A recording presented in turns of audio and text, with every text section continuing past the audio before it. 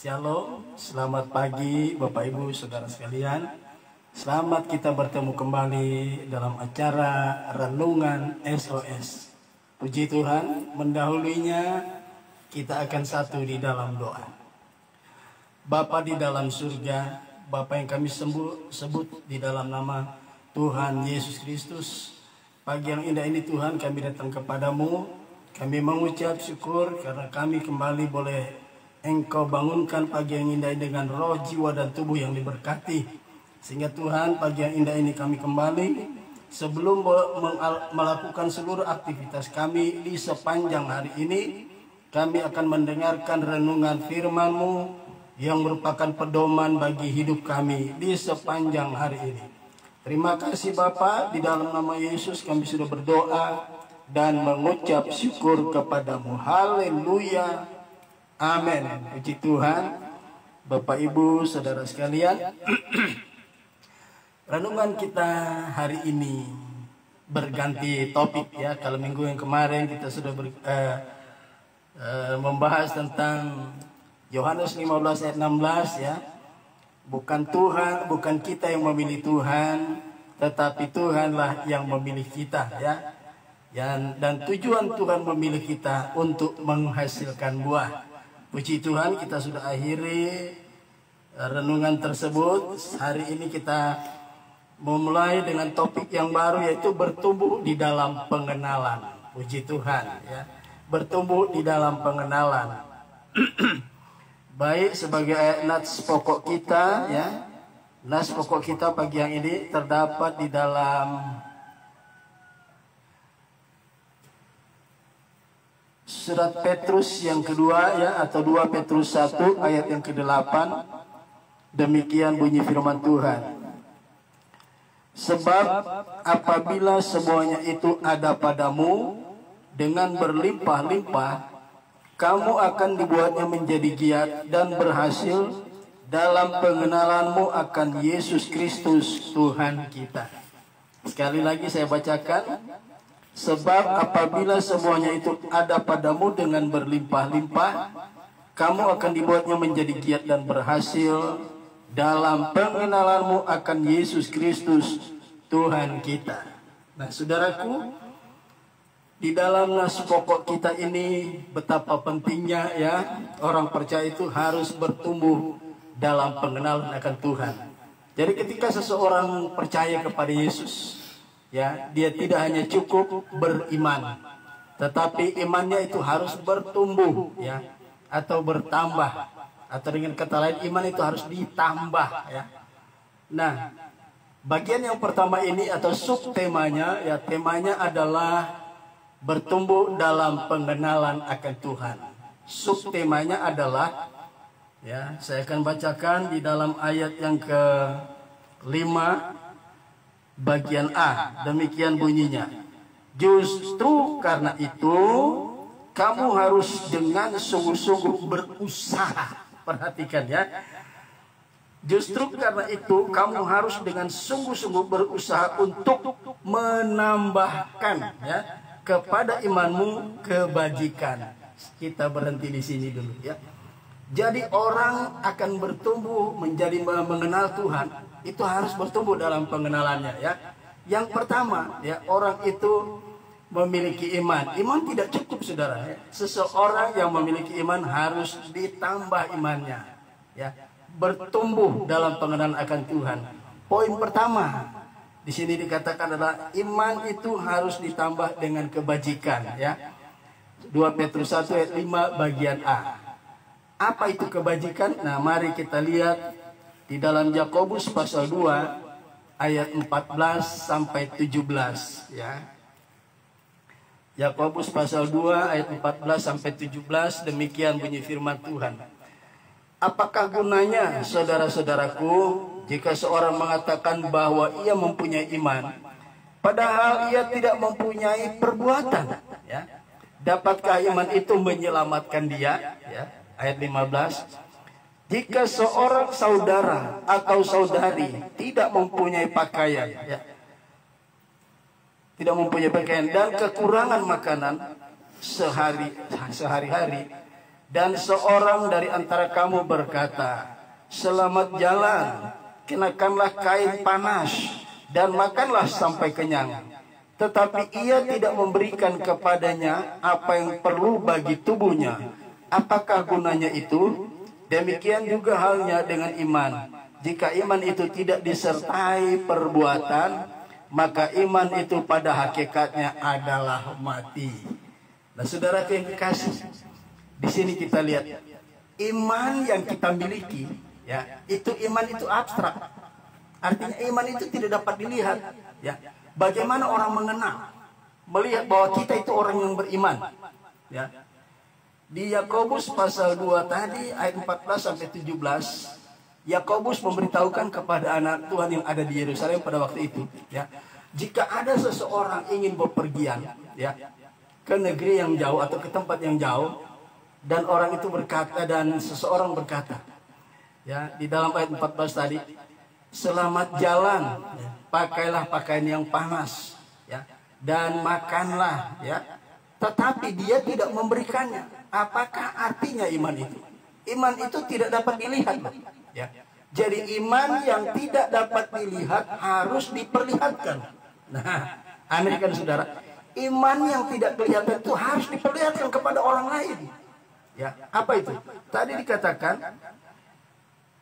justru karena itu kamu harus dengan sungguh-sungguh berusaha untuk menambahkan kepada imanmu kebajikan.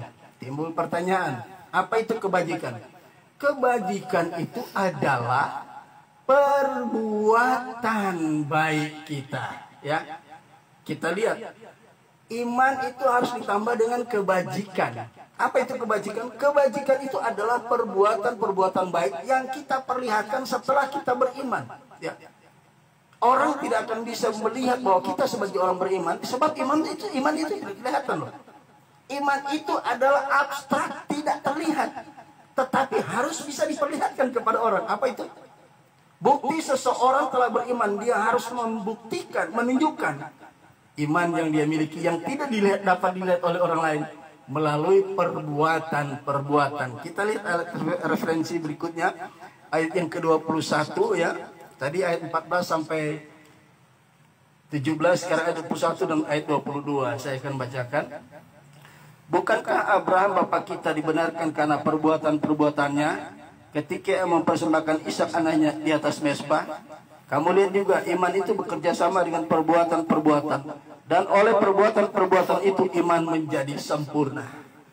Jadi iman harus ditambah dengan kebajikan, ya, supaya terlihat bagaimana kedua bujang dari Abraham, ya, dia memiliki banyak pegawai atau karyawan, ya, sebab Abraham ini adalah seorang yang kaya, ya. Bagaimana mereka percaya bahwa Abraham ini adalah orang yang beriman? Iman yang dia miliki adalah diperlihatkan melalui pada waktu Abraham diminta oleh Tuhan untuk mempersembahkan anak yang tunggal yang telah diperolehnya dari Tuhan untuk dipersembahkan di Bukit Moria sebagai korban persembahan bagi Allah. Saudara tahu, dari situ iman Abraham terlihat bahwa dia itu imannya sempurna, ya. Iman harus dibuktikan dengan perbuatan-perbuatan, saudara, ya. Kalau iman tidak terlihat, maka kita harus memperlihatkan iman itu, ya. Kalau kita kembali, ya, di dalam Yakobus 2 tadi ayat 14 sampai 17, ayat 17 berkata, ya, perhatikan saudara, jangan sampai saudara salah dalam memahami ayat-ayat ini, ya.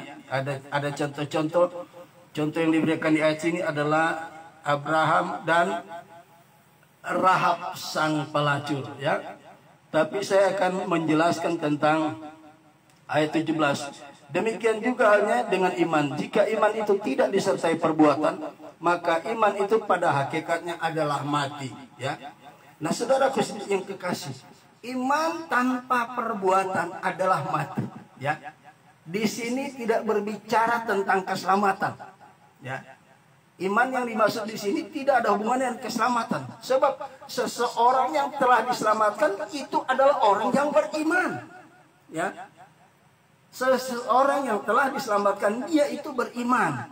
Bagaimana orang bisa tahu bahwa seseorang beriman? Melalui perbuatan-perbuatan yang dia lakukan. Ya, kita sama percaya bahwa orang percaya adalah orang-orang yang tadinya belum punya iman, sekarang telah memiliki iman. Dan iman itu harus dibuktikan dengan perbuatan. Ya, dengan perbuatan itu kita bisa menjadi saksi kepada orang bahwa benar kita adalah orang beriman, saudaraku. Ya, dan iman ini harus tetap ditambah dengan hal-hal yang harus kita tambah menurut kebenaran firman Allah. Ya, nah puji Tuhan, itu sebabnya di hari ini, pagi yang indah ini, kita sebagai orang beriman jangan lupa harus dibuktikan iman itu dengan perbuatan-perbuatan. Ya, mari kita lihat Efesus pasal 2 ayatnya yang ke-10. Ya, Efesus pasal 2 ayatnya yang ke-10. Kita akan lihat di sana, ya, Efesus pasal yang kedua ayat yang ke-10. Saya akan bacakan dulu dari ayat yang ke-8. Sebab karena kasih karunia kamu diselamatkan oleh iman. Amin, saudara. Orang yang diselamatkan, orang yang sudah diselamatkan itu adalah orang yang beriman. Sebab bagaimana mungkin dia boleh diselamatkan kalau dia tidak punya iman, ya. Jadi pertama seseorang, ya, bertumbuh dalam pengenalan akan Tuhan, dia adalah orang yang sudah dilahirkan kembali oleh Roh Kudus. Ya, orang itu sudah mengalami kelahiran kembali. Ya, di Titus 3 ayat 5 di situ dikatakan, ya, kita dilahirkan kembali oleh Firman dan Roh Kudus. Ya, nah di sini dikatakan, ya, Efesus 2 ayat 8, sebab karena kasih karunia kamu diselamatkan oleh iman. Itu bukan hasil usahamu tetapi perbuatan Allah. Ya, jadi keselamatan yang kita peroleh bukan karena kita melakukan sesuatu. Perhatikan, keselamatan yang kita peroleh berdasarkan kasih karunia Tuhan. Itu bukan hasil usaha kita. Ya, ya, perhatikan, saya baca lagi. Sebab karena kasih karunia kamu diselamatkan oleh iman. Itu bukan hasil usahamu tetapi pemberian Allah. Ya, keselamatan itu adalah kasih karunia. Ya, keselamatan adalah kasih karunia. Seseorang bisa menerima keselamatan, ya, yang adalah kasih karunia itu, dia harus percaya. Ya, jadi percaya yang dimiliki oleh seseorang itu pun bukan hasil usahanya, itu pun pemberian Allah.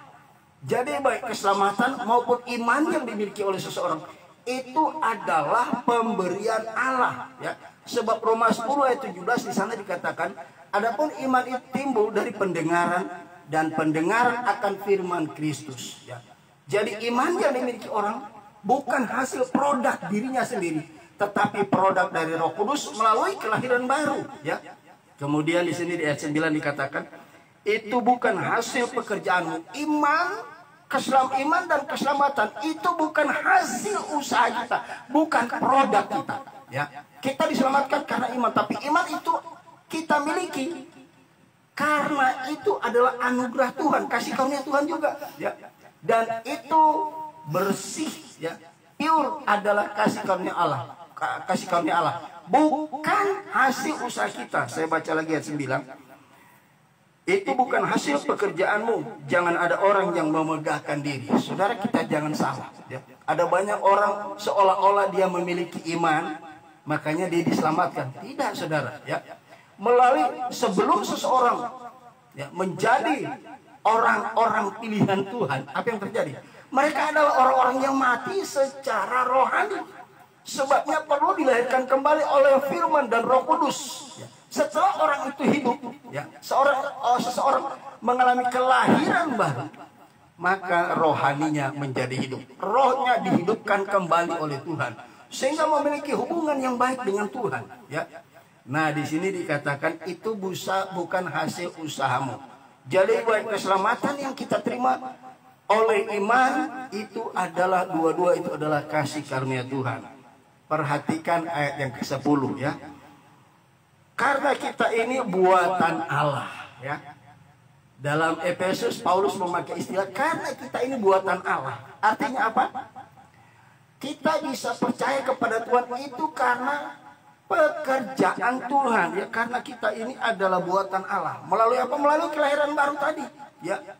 Manusia yang telah percaya kepada Tuhan itu karena hasil dari pekerjaan Roh Kudus melalui kelahiran baru.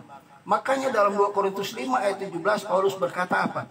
Jadi barang siapa yang ada di dalam Kristus, ia adalah ciptaan yang baru. Sesungguhnya yang lama telah berlalu, yang baru sudah datang. Ya. Jadi kehidupan yang lama, kehidupan yang mati karena dosa, melalui kelahiran baru, roh kita dihidupkan kembali. Kemudian kita dianugerahi iman. Ya. Mengapa? Supaya percaya kepada Yesus. Iman Tuhan berikan supaya percaya kepada Yesus, bahwa Yesus adalah Tuhan dan Juru Selamat. Ya. Maka ketika dia percaya kepada Tuhan, karena iman yang Tuhan anugerahkan, keselamatan telah menjadi orang yang telah dilahirkan kembali. Perhatikan, saya baca terus ayat 10. Karena kita ini buatan Allah, diciptakan dalam Kristus untuk apa? Perhatikan, ya. Untuk melakukan pekerjaan baik, ya, yang dipersiapkan Allah sebelumnya. Ia mau supaya kita hidup di dalamnya. Setelah kita dilahirkan kembali oleh firman dan Roh Kudus, mengalami kelahiran baru, roh kita dihidupkan. Setelah roh kita dihidupkan, apa yang terjadi? Kita diberikan iman. Supaya apa? Supaya percaya kepada Yesus. Setelah kita percaya kepada Yesus, dibilang apa di sini? Ya, karena kita ini buatan Allah, diciptakan dalam Kristus Yesus untuk apa? Nah, untuk melakukan pekerjaan baik. Makanya di ayat nas pokok kita adalah iman itu harus ditambah dengan kebajikan. Ya. Jadi perbuatan-perbuatan baik kita lakukan bukan supaya kita diselamatkan. Ya. Kita sudah diselamatkan, maka kita harus menunjukkan iman yang kita miliki melalui kebajikan atau perbuatan-perbuatan baik. Ya. Karena sebelum kita dipilih Tuhan, ya, kita dipilih Tuhan sejak di kekekalan. Efesus 1 ayat 4, ya, saya baca Efesus 1 ayat 4. Sebab di dalam Dia Allah telah memilih kita sebelum dunia dijadikan, supaya kita kudus dan tak bercacat di hadapannya. Kita dipilih Allah sebelum kita dihidupkan kembali, sebelum kita lahir baru, kita masih hidup di dalam dosa. Kita telah dipilih Allah di dalam kekekalan, ya. Nah, setelah kita dihidupkan roh kita oleh kelahiran kembali, apa yang terjadi? Kita diberi iman supaya percaya kepada Yesus. Setelah percaya kepada Yesus, buktikan iman itu, perlihatkan iman yang tidak terlihat itu menjadi terlihat. Nah, iman yang kita miliki yang tidak dapat dilihat harus bisa diperlihatkan kepada orang lain. Bagaimana caranya? Ya, ayat ini tadi berkata, Efesus 2 ayat yang ke-10 tadi berkata bagian selanjutnya. Karena kita ini buatan Allah, diciptakan di dalam Kristus Yesus untuk melakukan pekerjaan baik. Ya, perhatikan. Efesus 2 ayat 8 terlebih dahulu baru ayat yang ke-10, ya. Ayat 8 iman, keselamatan, ya, keselamatan itu adalah kasih karunia. Bagaimana keselamatan itu adalah kasih karunia? Kita peroleh melalui apa? Iman. Setelah seseorang lahir baru, dikaruniakan iman supaya percaya kepada Yesus. Setelah percaya kepada Yesus, untuk apa? Supaya melakukan perbuatan-perbuatan baik, ya. Ayat 10 saya baca lagi bagian akhir. Yang dipersiapkan Allah sebelum kita dilahirkan baru, sebelum kita percaya kepada Allah, sebenarnya di masa kekekalan Allah sudah tetapkan kita untuk melakukan pekerjaan baik atau perbuatan baik, saudara, ya. Sebabnya di pagi yang indah ini kita perlu perhatikan, kita bisa menerima keselamatan bukan hasil usaha kita. Iman yang kita miliki sehingga kita menjadi orang yang percaya kepada Yesus juga adalah anugerah Tuhan. Jadi saudara, jangan saudara salah karena perbuatan baik kita diselamatkan. Tidak seperti itu. Yang benar adalah setelah kita diselamatkan, ya, kita memiliki iman. Cuman kita yang tahu, orang lain tidak tahu. Bagaimana supaya orang bisa tahu? Itu kan deklarasi kepada orang banyak bahwa kita orang beriman. Apa buktinya? Iman yang tidak kelihatan harus terlihat oleh orang lain. melalui perbuatan baik yang Tuhan inginkan kita lakukan. Sebab itulah Tuhan menciptakan kita supaya kita hidup di dalamnya. Efesus 2 ayat yang ke-10. Puji Tuhan. Saudaraku, itu sebabnya ya, mari kita belajar kebenaran firman Allah dengan benar ya. Jadi keselamatan yang kita peroleh, iman yang kita peroleh itu bukan produk kita, tetapi produknya Tuhan. Ada pemahaman di luar sana, saudara ya. Ada banyak pemahaman di luar sana. Seolah-olah keselamatan itu hasil usaha kita. Padahal ayat 9 tadi, Efesus pasal 2, itu bukan hasil usahamu. Ya, jangan ada orang memegahkan diri. Iman itu adalah anugerah Allah. Iman itu adalah anugerah Allah. Keselamatan pun adalah anugerah Allah. Itu bukan berhasil perbuatan kita, saudara.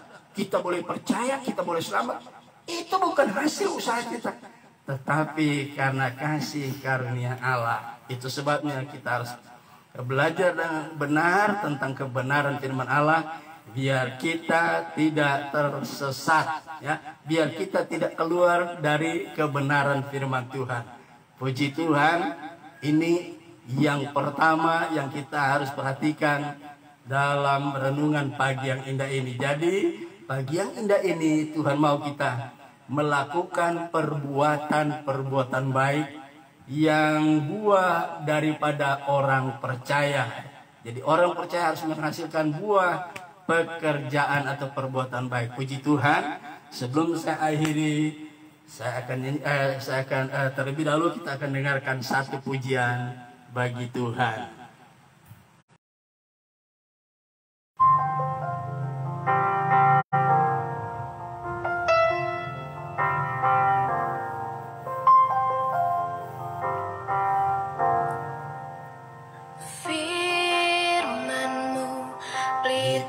Bagi kakiku, terang bagi jalanku.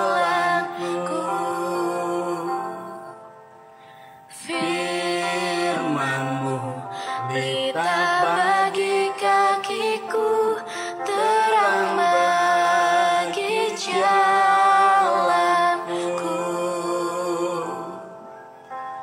Waktu ku bimbang dan hilang jalanku, tetaplah Kau di sisiku, dan takkan ku takut asal Kau di dekatku, besertaku selamanya.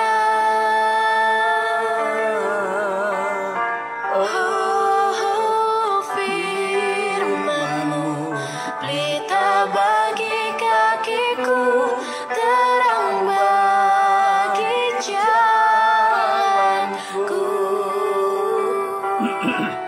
Firman-Mu pelita bagi kakiku, terang bagi jalanku. Terang bagi jalanku.